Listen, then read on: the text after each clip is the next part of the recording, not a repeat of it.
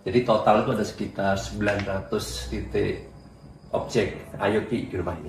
Sejak saat itu penggunaan listrik turun lagi. Ada tomat, ada cabai, ada macam-macam mau saya mau tanam adalah untuk food security.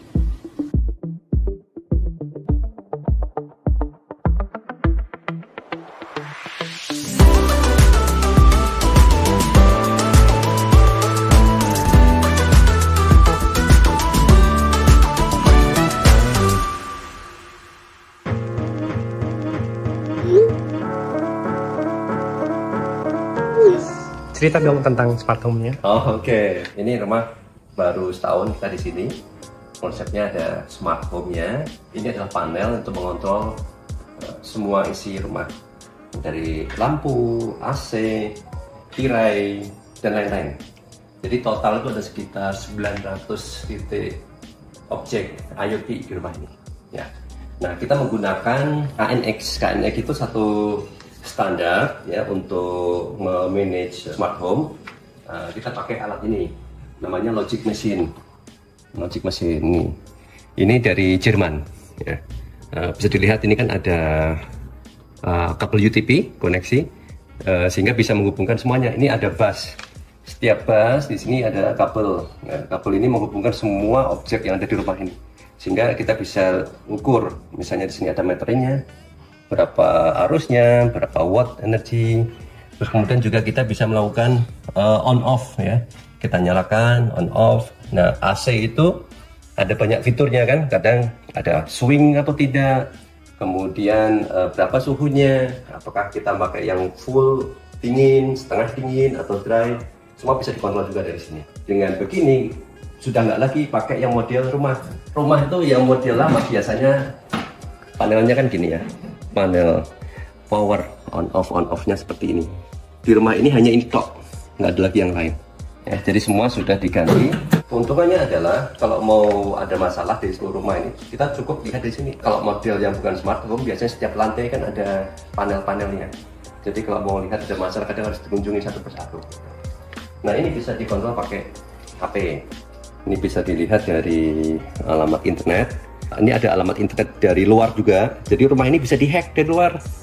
Kalau seandainya ketahuan nih alamatnya dan passwordnya, tapi ini versi lokal, nggak bisa dilihat ya. Nah, ini bisa kita tahu lantai 1, 2, 3, 2 sampai atap. Lantai 1 misalnya ada apa saja. Nah, ini ada peta rumahnya. Kita sekarang ada di sini di carport. Kita bisa matiin.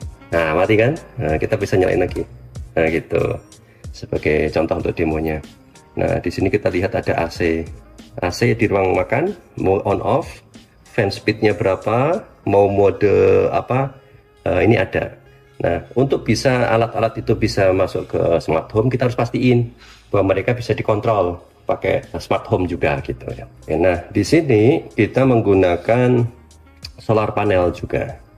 Jadi ada 2 solar panel, 12 sampai 24 panel gitu. Dan masing-masing in total kita bisa sampai 10.000 ya. Karena di sini kita nggak bisa ekspor impor dengan PLN, kita pakai baterai. Jadi ada 6 baterai. Sekarang ini masih tersisa 52%. Jadi kalau dibiarkan mungkin ya jam 12, kadang jam 11 itu udah habis. Nah, di sini kita bisa lihat ada sambungan PLN sama sambungan dari baterai. Jadi ada 2 sumber. Dan kita bisa tahu di sini dari baterai atau inverter itu ada sekitar 3000 watt. Dari PLN masih sekitar 700. Kita menggunakan metode hybrid. Jadi nggak bisa, kita nggak 100% off dari PLN. Karena kalau mau kayak gitu, saya harus butuh baterai lebih banyak lagi dan itu mahal. Nah, PLN ini masih kita pakai misalnya untuk top kontak ya, steker. Karena di situ kan ada kulkas, ada komputer ya, untuk wifi. Karena ini setiap hari baterai habis langsung dia mati, terus switch ke PLN otomatis. Jadi seperti kalau genset gitu, alat-alat itu kan bisa rusak kalau terlalu seringnya. Ini pun juga bisa kita kontrol, misalnya terlalu banyak nih AC-nya ya, suatu saat baterainya kuat, kita bisa pindah ke PLN. Saya kasih password, tek, nanti dia akan pindah ke PLN gitu. Nah, ini bisa kita lihat juga di sini penggunaan, misalnya outdoors AC-nya. Ketahuan nih, AC-nya ada 2 outdoors yang nyala. Satu outdoors itu bisa untuk 2 sampai 3 indoors gitu. Jadi untuk rumah ini cukup ada 5 outdoor saja. Untuk total sebanyak ada 13 AC. Jadi tujuan saya dengan smart home itu pengen tahu penggunaan paling tinggi itu dari mana. Paling tinggi ternyata dari AC. Satu AC itu bisa sampai di sini bisa dilihat 800. Lampu aja kalau semua nyala di rumah ini paling cuma 1.500. Jadi kalau saya bisa optimasi AC, itu bisa optimasi banget rumah ini. Akibatnya apa? Setelah beberapa lama kita nggak bisa lagi menurunkan penggunaan listrik karena masih tergantung sama AC, akhirnya saya tambahkan kipas angin. Nah, ini ada kapasitor kipas angin. Jadi ada beberapa tempat kipas angin paling nggak bisa membuat muterlah udara itu bisa mengurangi penggunaan AC. Sejak saat itu penggunaan listrik turun lagi. Jadi ini kita menggunakan sistem hybrid, dua inverter 4.000 sama 5.000-an gitu. Baterainya ada 6. Nah, ini dia baterainya. Pakai ZTE 48 dikalikan 148 volt ya, ada 100 sel gitu. Jadi in total ada 4.800. 4.800 dikalikan 6. Jadi ini gampang aja kalau seandainya penggunaan listrik berubah 4.800 watt hour ya, 4.800 watt. Jadi 6 jam habis, nah, gitu. Dan makanya kita buat supaya di bawah 4.000 deh, 4.000 atau berapa sehingga bisa sampai 12 jam. Di sini sambungannya kita ada PLN. Maka di sini ada untuk masukkan PLN sama inverter. So, ini dikontrol tadi kan hub tadi ya, pakai smart home. Kadang-kadang baterai ini dia tuh kalau habis mati dia. Kalau mati harus ada tombol itu harus dipencet tuh supaya nyala. Ada tombol powernya untuk baterai itu kan nggak mungkin kalau habis setiap hari kita harus kesini. Nah ini dikontrol sama smart home, bahkan dia itu bisa otomatis pakai komputer KNX yang di bawah tadi, dia ngasih komen ke sini, tolong dicek kalau dia mati nyalain.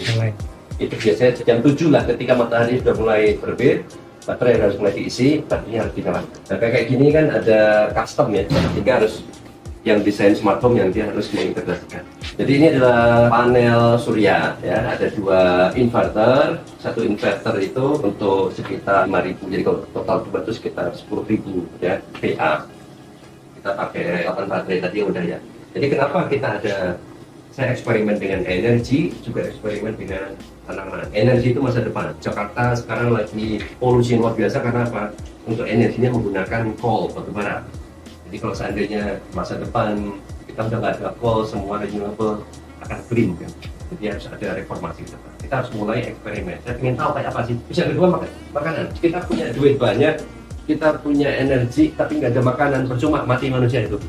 Jadi kita harus bisa makan. Makan itu fundamental. Jadi kita eksperimen dengan melon. Tujuannya apa? Ini paling gampang, bisa dijual juga, bisa menarik. Tapi kita punya knowledge tentang makanan, tentang pertanian. Harapan saya dengan seperti ini, saya punya knowledge tentang ini, dan suatu saat harus nanam komoditas yang lain yang dibutuhkan, adalah paling nggak jalan menuju ke sana, harus tetap biasa. Jadi itulah kenapa saya nanam melon, kemudian juga ada anggur, ada tomat, ada cabai, ada macam-macam mau saya mau tanam, adalah untuk food security. Oke, terima kasih Mas.